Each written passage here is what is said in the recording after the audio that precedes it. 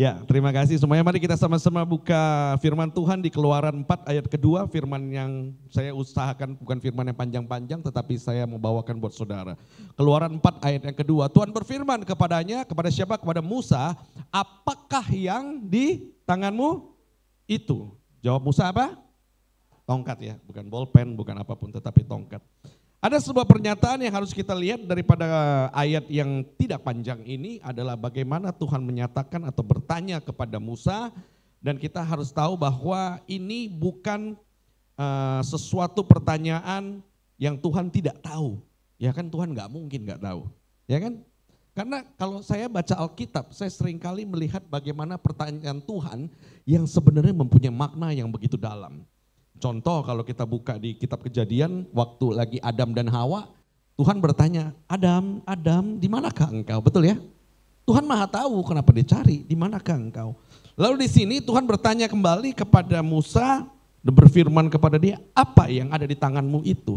Dan saya mau tajak saudara-saudara, waktu Tuhan bertanya begitu, sebenarnya yang Tuhan kasih tahu itu bukanlah sekedar pertanyaan, tetapi adalah pewahyuan. Kenapa saya bilang pewahyuan? Karena gini, Tuhan tahu bahwa Musa melihat sesuatu yang di tangannya adalah sesuatu yang biasa, tongkat. Tidak ada fungsinya apa-apa. Dan kita tahu bagaimana akhirnya tongkat tersebut bisa apa saudara-saudara? Bisa apa?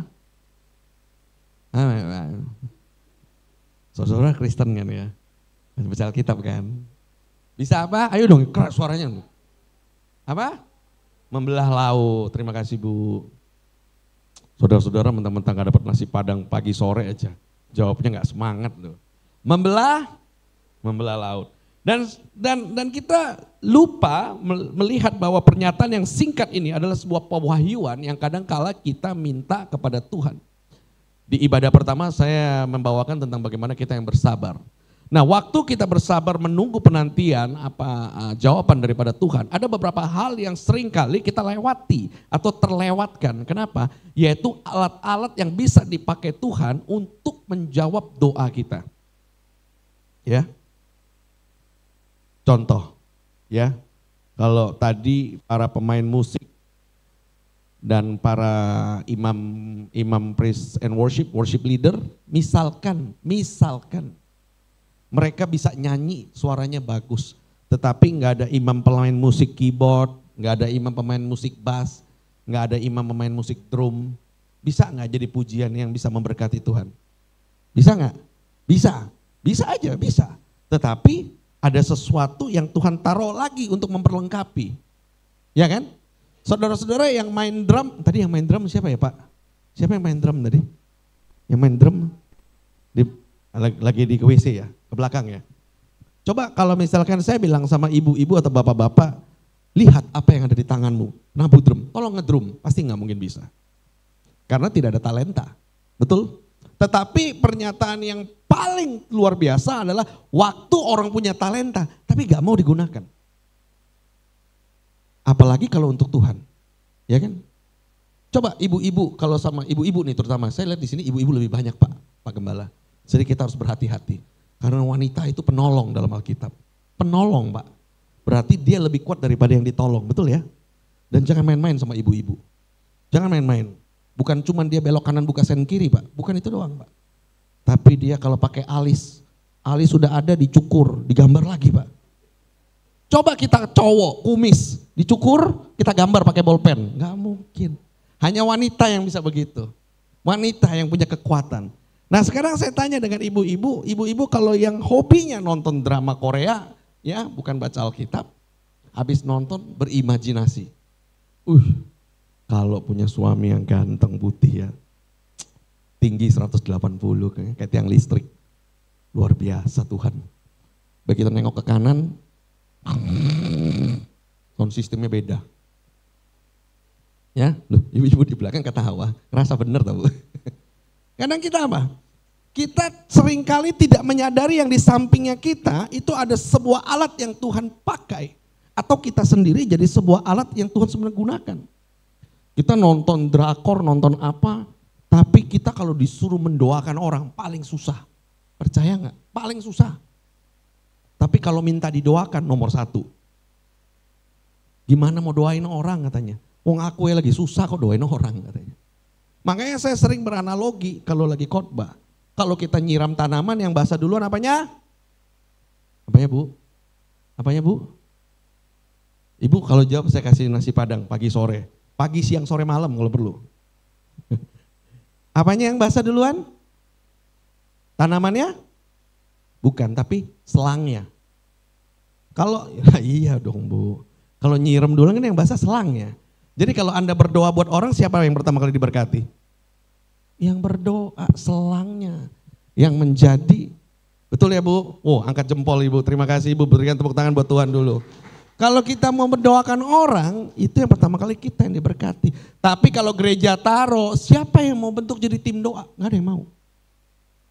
Mau ya Bu ya, luar biasa. Itu tepuk tangan dulu dong. Ya kan? Siapa yang mau melayani? Aduh aku gak bisa nyanyi. Saya bilang ini, saya pernah ngomong sama salah satu, udah lu gak perlu nyanyi, kamu di depannya lip sync, saya bilang.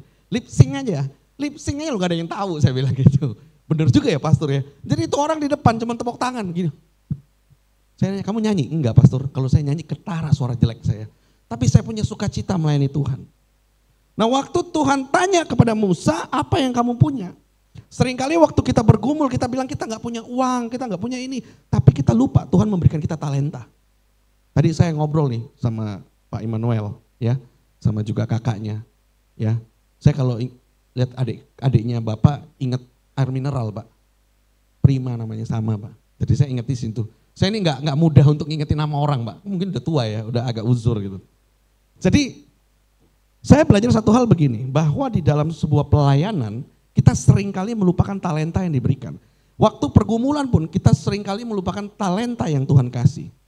Pastor David Novendus, salah satu gembala di Reward Church, dia itu gak bisa ngapa-ngapain. Jadi gini ceritanya, dia ini dulu orang bank ya, saya kasih kesaksiannya, kasih orang bank apa segala macam, waktu COVID apa-apa, gereja juga tidak bisa berjalan apa semua, akhirnya apa yang dia lakukan? Dia memasak. Dan waktu dia memasak saat itu istrinya sedang sakit-sakitan, lupus, ya sampai parah banget. Akhirnya dari masak itu dia menghidupi pelayanannya. Rasul Paulus juga menghidupi pelayanan dari jualan tenda. Banyak orang yang lupa bahwa ada talenta-talenta yang Tuhan berikan untuk menghidupi dirinya dan menghidupi pelayanan. Nah ini, ya kan? Saya cuma mau ngomong, saya percaya di sini nggak ada. Kalau Anda datang ke gereja untuk pelayanan dan hanya cuma cari uang, Anda di tempat yang salah kepada Tuhan. Serius saya ngomong. You are blessed for being blessed. Ngerti nggak artinya apa? Dilarang merokok, merusak paru-paru. Ibu-ibu bilang, ada yang begitu doang loh. Kalau Anda punya talenta tapi Anda nggak pakai untuk memuliakan Tuhan, percuma. Makanya Tuhan itu waktu nanya kepada Musa, itu bukan pertanyaan tapi pewahyuan. Pewahyuan yang diberikan kepada Musa. Karena Musa melihatnya sebagai tongkat biasa. Ingat gak bagaimana Nabi Elia dikasih makan sama burung gagak? Betul ya? Burung gagak loh. Bisa bawain makanan. Kita gak pernah tahu kapan kita akan diberkati dengan caranya Tuhan. Tapi kita yang sok setiap kali mengatur Tuhan untuk memberkati dengan caranya kita. Betul ya Bu ya? Ya terima kasih Ibu, tadi jempolnya 1 sekarang 2. Habis ini 4 Bu sama yang kakinya. Terima kasih Ibu. Karena kenapa? Kita lupa. Tuhan saya kalau lagi di tempat karaoke, berebutan mic, berebutan isi lagu, berebutan lagu gua duluan jadi priority list. Tapi kalau sudah di gereja disuruh nyanyi, nggak bisa Pak. Suara saya jelek. Nggak ada yang suruh kalian khotbah. Suruh tepuk tangan di depan mimbar, malu kok. Bagaimana Anda bisa mengucap dalam diri Anda melayani Tuhan, sedangkan Anda tidak sadar bahwa ada talenta yang Tuhan berikan untuk memuliakan Tuhan. Tepuk tangan kayak joget kayak apa gitu, terserah. Ya kan, joget boleh, gak ada yang larang. Dan kita seringkali akhir terjebak di sana. Nah saya mau ajak saudara-saudara untuk sama-sama merenungi. Karena ini ibadah terakhir tadi kata Ibu Gembala sama Bapak Gembala sampai jam 6. Wah belakang, wah gitu. Sudah gak ada, habis ini kan ibadah terakhir Pak ya, betul ya. Ya habis jam 6 ya, saudara-saudara, 4 jam. Oh 3 jam khotbahnya. Gak apa-apa ya Bu ya? Ibu gak ada janji nonton kan? Gak ada ya, amin. Nah saya mau tahu kenapa bagaimana caranya bahwa mukjizat karena talenta ini terjadi di tengah proses, bukan di akhir. Mukjizat tidak terjadi di akhir saja, tetapi mulainya dari di tengah proses. Setiap air mata yang ada di dalam Alkitab itu adalah bagian daripada mukjizat. Dan mukjizat itu bisa diterima kalau orang itu menyadari talenta yang diberikan atau alat yang diberikan oleh Tuhan kepada dirinya. Saudara-saudara sadar nggak bahwa Rasul Paulus itu satu-satunya hamba Tuhan yang menulis hampir 3/4 daripada Alkitab, betul ya? Kisah para Rasul tuh hampir dianggapnya 1/4 daripada Alkitab. Sekarang saya tanya, apakah Rasul Paulus itu khotbahnya jago? Enggak. Yang jago tuh anak buahnya, bukan Rasul Paulus. Rasul Paulus itu enggak pernah jago khotbah. Pernah dengar Rasul Paulus khotbah? Ada yang pernah dengar? Ya nggak ada lah jelas, udah lewat kan. Tapi Rasul Paulus itu jago nulis. Dan tulisan dia tuh sampai akhir zaman dibaca oleh kita, benar gak? Anda boleh mungkin gak berkhotbah, tapi saya gak tahu, mungkin Anda diberikan talenta menulis. Anda diberikan talenta mengatur, Anda diberikan talenta media, Anda diberikan talenta bernyanyi, saya gak tahu. Setiap orang tuh berbeda-beda. Tapi kita gak menyadari siapa daripada di sini yang mau sekali-sekali melayani jadi pendoa. Ada gak di sini mau jadi pendoa? Ada Pak di belakang tuh Pak. Wow, banyak itu Pak, luar biasa. Saudara-saudara masih ingat gak di Yohanes 2 ayat 7 sampai 9? Bisa dicoba ditampilkan Yohanes 2 ayat 7 sampai 9. Ini nih yang penting. Yohanes 2 ayat 7 sampai 9 menunjukkan bahwa mukjizat itu terjadinya di tengah proses. Kenapa saya bilang di tengah proses? Yuk kita lihat sama-sama, kita baca sama-sama. Yohanes 2 ayat 7 sampai 9. Boleh ditampilkan? Yesus berkata kepada pelayan-pelayan itu, isilah tempayan-tempayan itu penuh dengan, dan mereka pun apa? Mengisinya sampai penuh. Oke, kita stop dulu sampai ke sana. Oke, teruskan gak apa-apa. Lalu ayat 8 gak apa-apa. Lalu kata Yesus kepada mereka, sekarang cedoklah dan bawalah kepada pemimpin pesta, lalu mereka kemudian membawanya. Ayat 9. Setelah pemimpin pesta itu mengecap air yang telah menjadi anggur itu dan ia tidak tahu dari mana datangnya, tetapi pelayan-pelayan yang mencedok air itu mengetahuinya, ia memanggil mempelai laki-laki. Lalu apa selanjutnya? Ya, gak apa-apa, gini aja. Daripada kita bengong ya kan di depan kan. Saya mau tanya begini, waktu air menjadi anggur prosesnya, air menjadi anggur. Kata-kata pertama di ayat 7 itu apa? Perhatikan baik-baik. Isilah tempayan-tempayan itu penuh dengan, oke, misalkan Yesus ngomong ada di sisi Anda, lalu Yesus ngomong begini, isilah tempayan tersebut dengan air. Tapi Anda nggak ngelakuin, bisa terjadi mukjizat nggak? Nggak mukmin, nggak bisa. Ada proses di mana ketekunan dan ketaatan yang digunakan dengan talenta Anda sehingga menghasilkan sebuah mukjizat. Loh Pak, ngisi air masa talenta? Lah kalau nggak ada yang mau ngelakuin tuh bukan siapa? Yesus nyuruh misalkan, tapi nggak ada orang di sana yang mau ngikut. Percuma. Kalau sekarang Bapak Gembala dan Ibu Gembala bilang, ayo kita tim PAW, mari kita sama-sama memuji dan menyembah Tuhan. Tapi nggak ada yang worship leader. Ya nggak bakal jadi juga. Saudara-saudara bilang, aduh saya maunya gereja saya berkembang. Tapi saudara-saudara cuma ngomong doang, saudara-saudara nggak melakukan apa-apa. Percuma. Percuma. Karena sekarang banyak orang Kristen yang mengukur segala sesuatu pelayanan dengan uang. Ini rumah Tuhan loh. Anda kalau datang mengukur itu dengan uang, Anda nggak datang dengan hati. Talenta yang Anda punya akhirnya bukan untuk memuliakan Tuhan. Akhirnya Anda terjebak di sana. Dan banyak orang yang akhirnya waktu pelayanan, saya ngelihat beberapa ya, saya percaya di sini nggak ada. Saya melihat banyak orang yang datang begini, ada. Di sini PK-nya berapa ya? Saya melayani di sana aja, PK-nya lebih gede. Saya melayani di Gembala sana aja, karena gerejanya lebih gede, nama saya bisa terkenal. Melayani Tuhan, tahu perbedaannya, ini terutama untuk tim PAW. Tahu nggak perbedaan antara pelayan dengan hamba? Kalau Anda pindah satu tempat ke tempat lain hanya karena PK, Anda pelayan. Karena pelayan berhak mempunyai bos lebih daripada satu, betul nggak?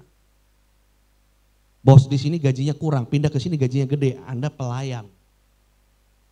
You are only servant, orang bilang. Ngerti bahasa Inggrisnya? Artinya dilarang vapean, merusak paru-paru juga. Tapi kalau Anda jadi hamba, Anda hanya jadi budak satu orang saja. Hanya jadi hamba, Anda hanya jadi budak kepada satu pemimpin atau satu tuan, yaitu Tuhan Yesus.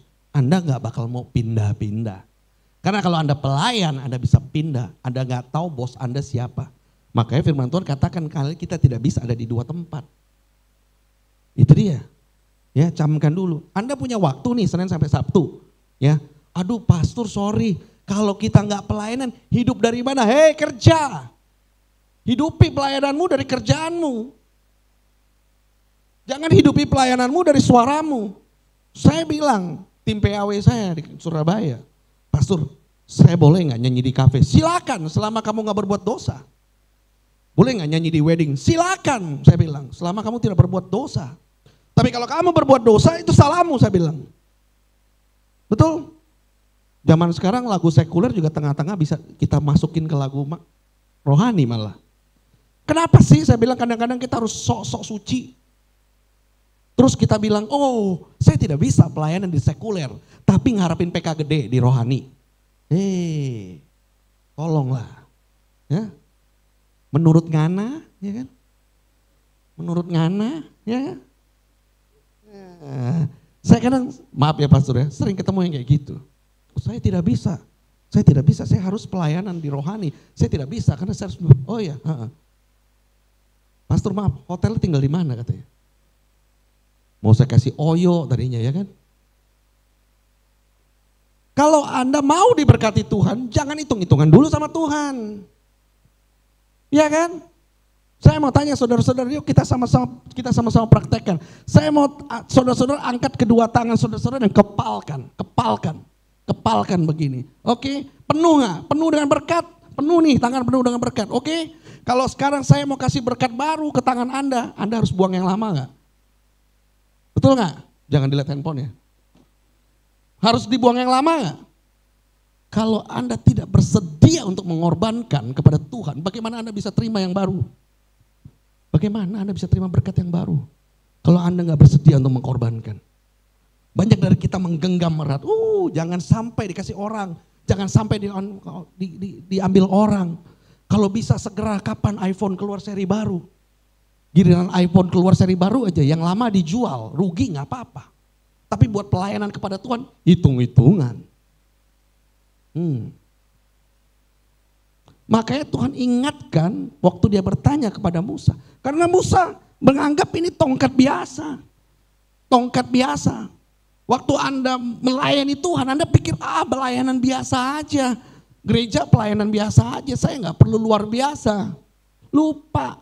Hal kecil apapun yang di dalam Tuhan Anda berikan dengan hati, di situ Tuhan akan melihat perbuatanmu. Sorry. Beneran serius saya ngomong sama Anda. Saya melewati begitu banyak mukjizat Tuhan. Dan saya melihat orang-orang yang diberkati oleh Tuhan luar biasa. Anda pikir kalau Anda jadi konglomerat pasti diberkati. Saya sudah lihat konglomerat itu banyak saya kenal. Serius saya gak bohong. Kenal aja, lihat doang dia gak kenal saya kenal dia. Ya kan boleh. Di YouTube, saya kenal dia gak kenal saya. Ya kan, belum tentu konglomerat-konglomerat tersebut mau bangun gereja, belum tentu. Belum tentu konglomerat tersebut nangis di hadapan Tuhan, belum tentu. Ada seorang pengacara yang tidak lama kemarin itu baru meninggal, saya gak ngomong namanya. Dan dia bertobat sepenuhnya, dia nangis di hadapan Tuhan. Saya masih ingat kata-katanya, dia bilang bahwa ternyata di dunia ini yang paling penting dia punya adalah sukacita damai sejahtera. Duit banyak duit. Tapi kalau Anda gak punya sukacita damai sejahtera, percuma. Saya mulai kerja itu umur 21. Umur saya sekarang 17. Anda berarti belum ngantuk kalau Anda protes. Ya. Saya kerja umur 21, Sekarang umur saya 50, berarti karir saya sudah 29 tahun saya bekerja. Dan hampir dari 29 tahun itu setengahnya saya pakai sebagai Kristen KTP. Dan untung waktu saya jadi Kristen KTP itu belum ada pengangkatan. Karena kalau ada pengangkatan KTP saya yang naik. Saya nggak kenal Tuhan, saya cuma kenal Tuhan itu dua hal doang. Saya pernah bilang Pak Emmanuel, 2 hal doang. Tuhan lahir, Tuhan bangkit, cukup selesai saya bilang. Asal saya tahu kapan Tuhan lahir, asal saya tahu kapan Tuhan bangkit, selesai. Dan selama hampir setengah daripada itu, saya tidak pernah menemukan sukacita damai sejahtera. Tidak pernah. Saya selalu merasakan kurang, dan kurang. Sekarang, kalau Tuhan cuma kasih saya di rekening tinggal 1 juta, bodoh amat. Saya percaya saya tetap diberikan hidup oleh Tuhan.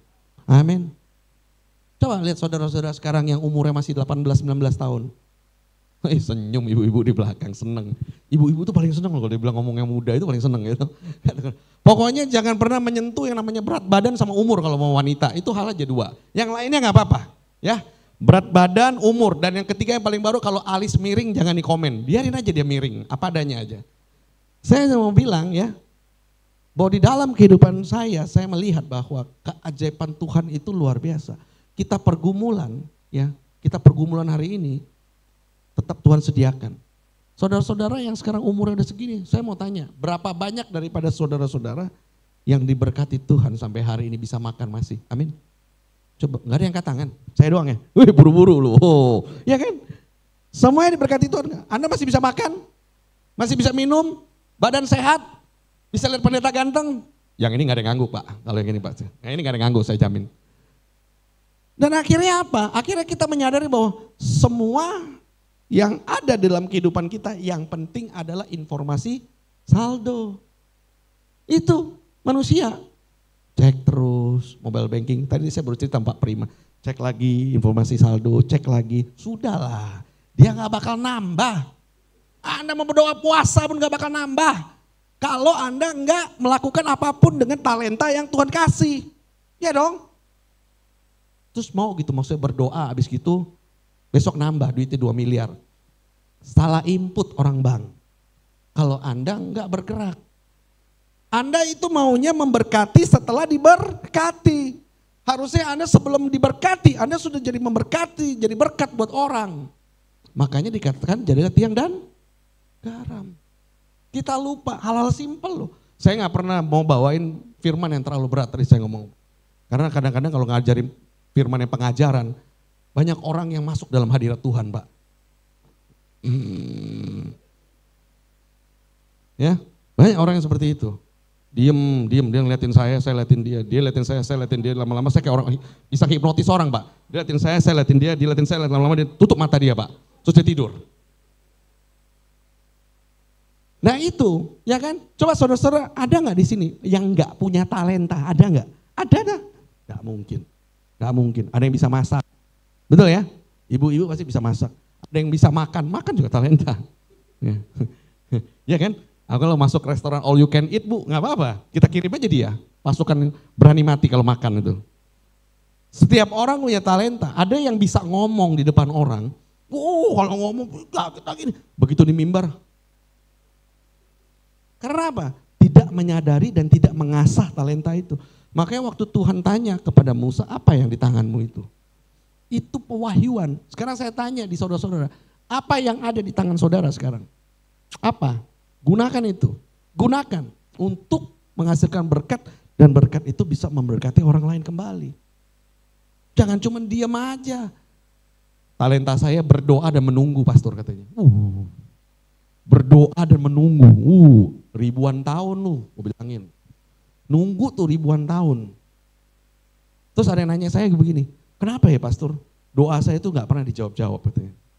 Doa gak pernah dijawab-jawab. Saya tanya, emang mau dijawabnya apa? Ya sesuai yang saya mau. Terus saya bilang gini, haknya Anda apa nyuruh-nyuruh Tuhan? Iya juga ya pastor. Saudara tahu ya, saya kasih tahu. Kenapa waktu Tuhan tanya Musa apa yang ada di tanganmu itu, dia menunjuk kepada satu hal secara spesifik. Betul ya?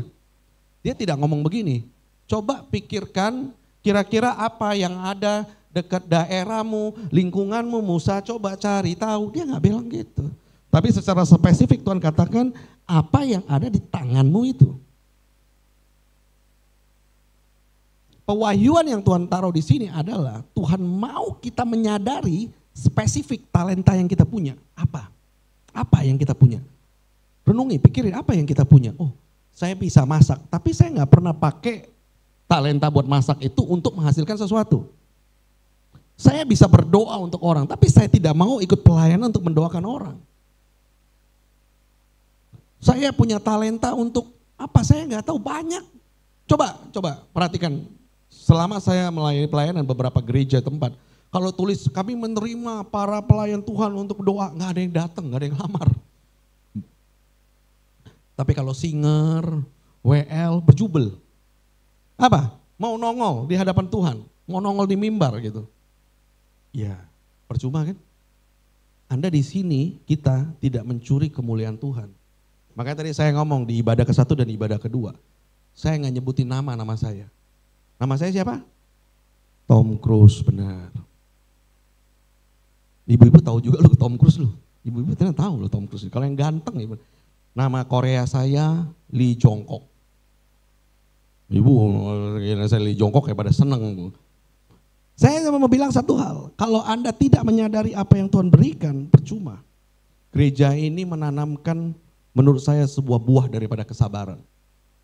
Saya lihat tadi saya cerita sama Pastor Emmanuel bagaimana saya melayani dari cabangnya Raden Saleh. Saudara-saudara di sini yang ikut dari cabang Raden Saleh ada?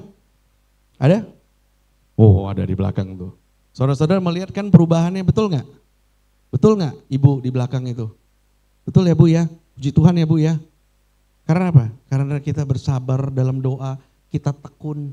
Pak Emmanuel dan tim dan Ibu Gembala dan semuanya dengan tekun menjalani, menggunakan talenta yang ada, dipakai Tuhan lihat, diberikan lagi tambahan, diberikan lagi kepercayaan, diberikan lagi semua. Dan satu hari bahwa gereja ini akan menjadi bertumbuh besar, amin.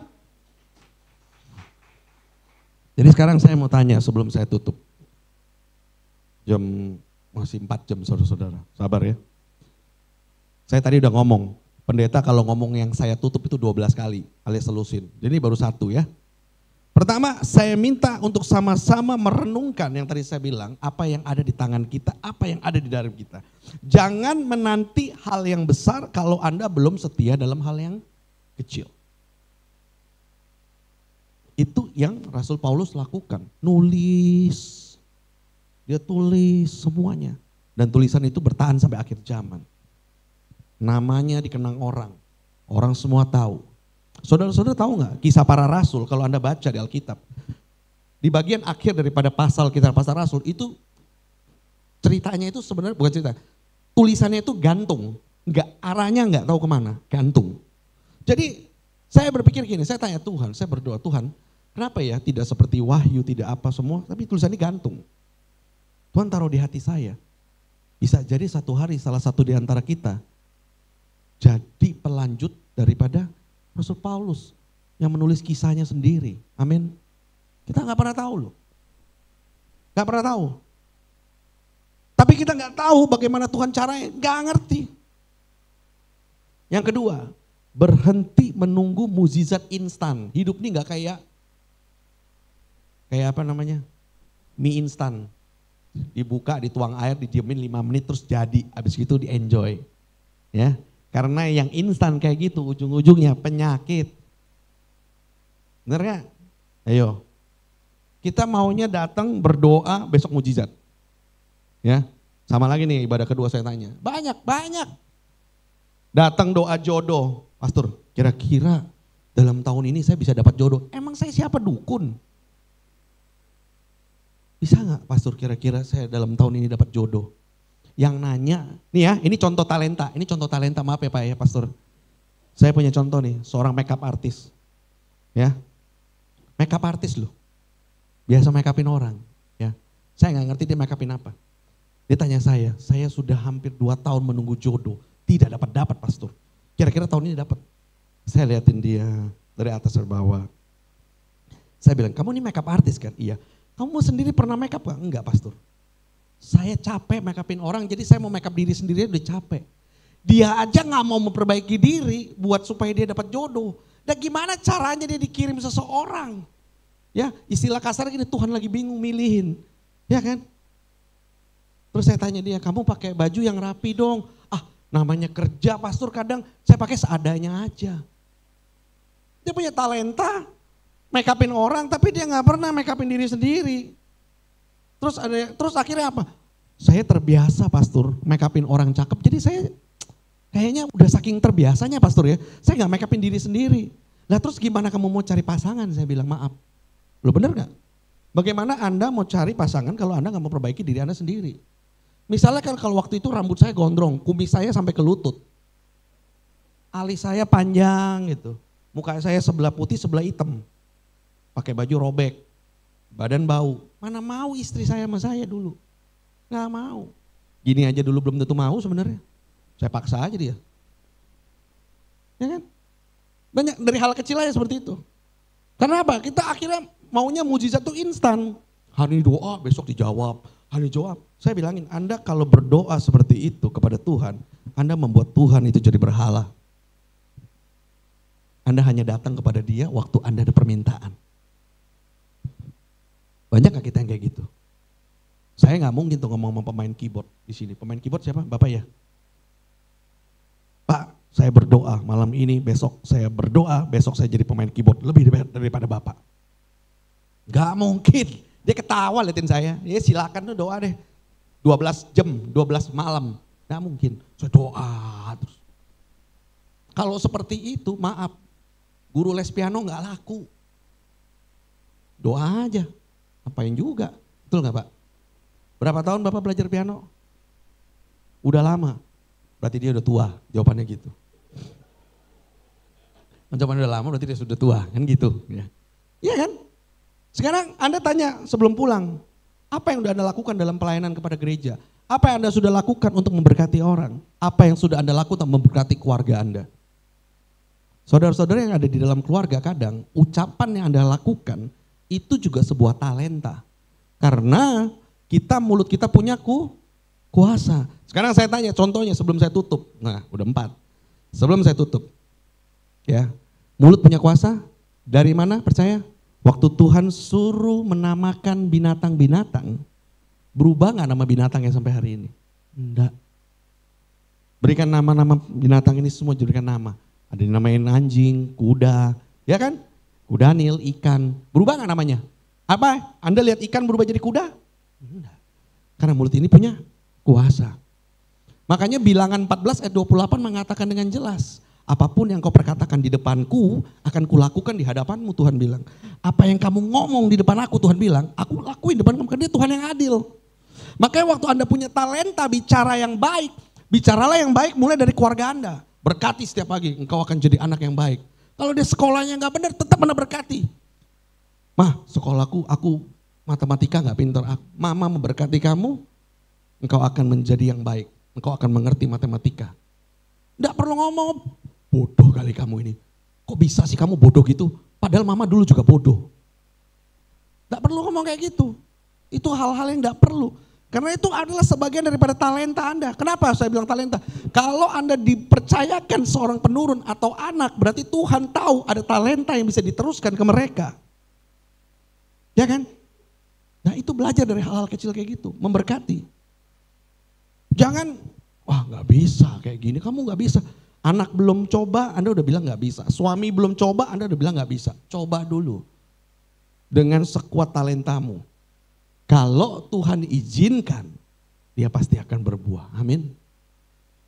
Itu yang kedua. Yang ketiga, ini yang paling penting.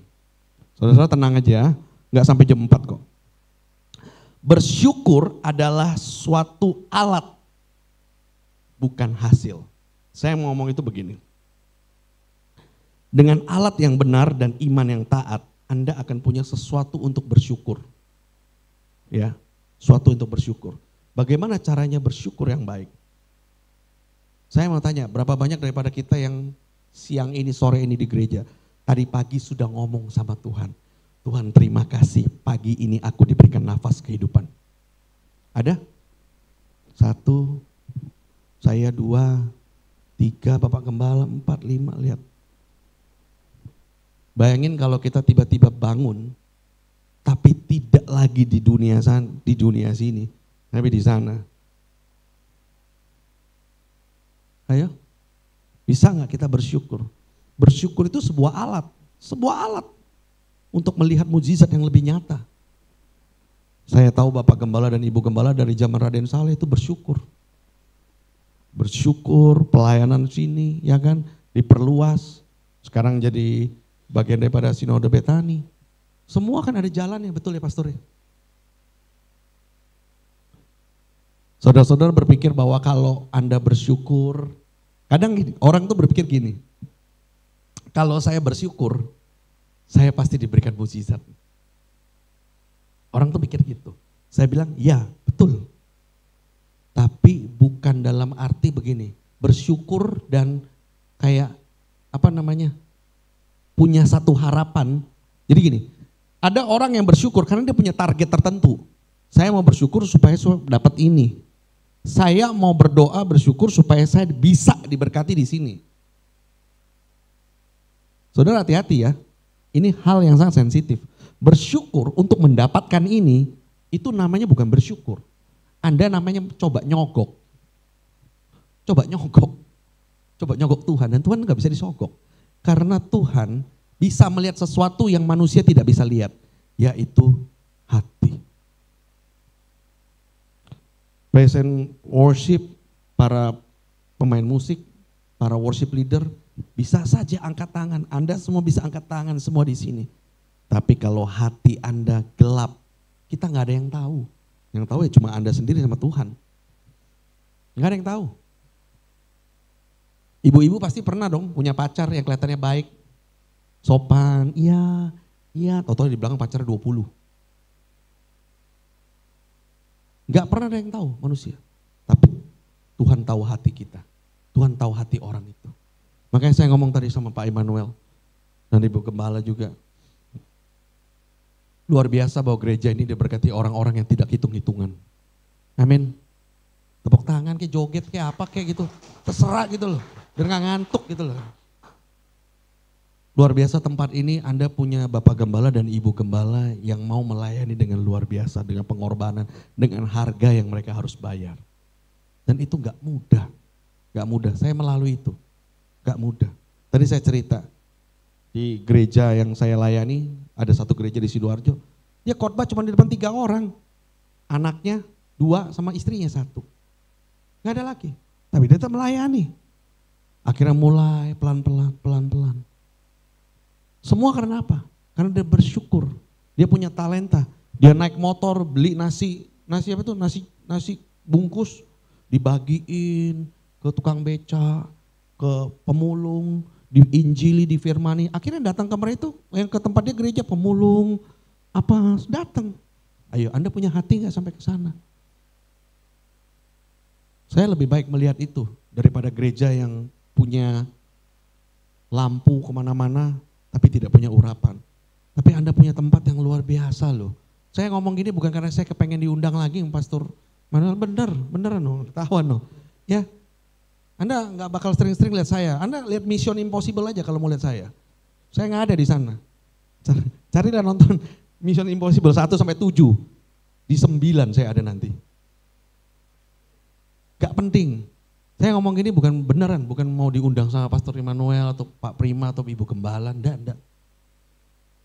Mereka juga kalau ngundang saya, nanti takutnya makan padangnya banyak, padangnya luar biasa tadi itu. Ya kan? Saya tadi habis makan ke sini saya bilang sama anak rohani saya, luar biasa itu pagi Padang itu ya, baru pagi sore. Coba kalau dia tulisannya restoran Padang pagi, siang, sore dan malam, tambah luar biasa enaknya ya kan. Jadi saya tutup demikian, saya minta saudara para praise and worship, para pelayan musik, hamba musik boleh naik ke atas untuk siap-siap. Para pemain basket juga pemain. Saya mau tutup dengan demikian. Banyak daripada kita yang tidak bersyukur bahwa kita punya sebuah tempat yang luar biasa Tuhan pakai tempat itu sebagai sebuah alat, tongkat. Betani generasi Yosua adalah sebuah tongkat yang Tuhan pakai. Amin. Dan saat tongkat ini dipakai Tuhan, bergeraklah bersama Tuhan. Ingat, waktu Musa membelah lautan, ya, dia belah lautan, laut itu terbelah. Kalau orang-orang itu tidak berjalan bersama dia menyeberang, maka orang-orang itu akan mati. Tetapi mereka jalan bersama Musa. Kenapa? Karena dia tahu bahwa Tuhan penunjuk arah. Dia tahu bahwa gembala di depannya sedang melakukan hal yang luar biasa. Dan hari ini saya bilang, tempat ini adalah tempat yang penuh dengan luar biasa. Berjalanlah bersama Tuhan, teman-teman. Saya yakin, saya sangat percaya, nanti ke depannya saya hadir lagi, tempat ini akan menjadi lebih luar biasa dipakai Tuhan. Amin. Mari kita tutup dalam doa.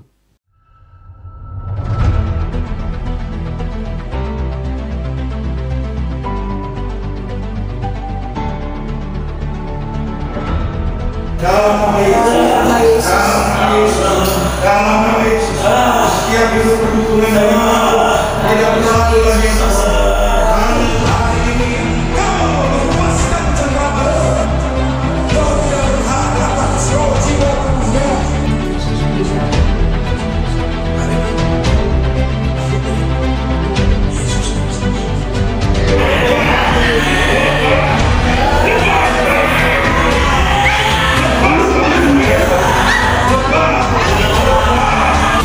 Pada saat dia dibaptis, setelah dibaptis dia tidak intim dengan Tuhan. Maka dengar baik, pada saat iblis coba menghancurkan dia, maka habislah dia.